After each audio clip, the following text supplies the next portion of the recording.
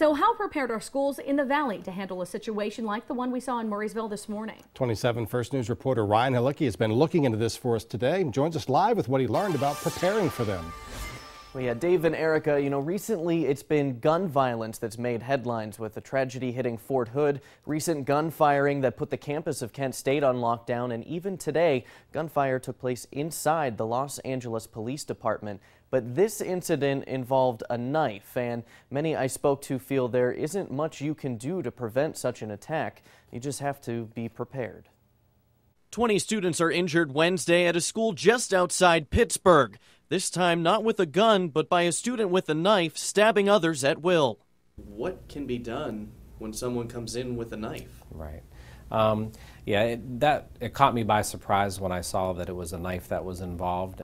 Warren Superintendent Michael Notar tells me his district just yesterday approved new safety measures and will install special barricades this summer. Whether it's a gun or a knife, that it goes on the door, the pin goes in the floor, and it prohibits anybody from entering that classroom. Notar doesn't want to see metal detectors in his school and doesn't feel they are effective. Former Lawrence County District Attorney Matt Mangino agrees. Is not going to prevent someone who has a plan, who meticulously puts that plan in place and then tries to carry it out. So what is most effective? Canfield Superintendent Alex Jordan told me via phone active shooter training can still be effective in these situations, and Notar agrees. Mangino feels people need to pay attention to warning signs, but that too may be difficult.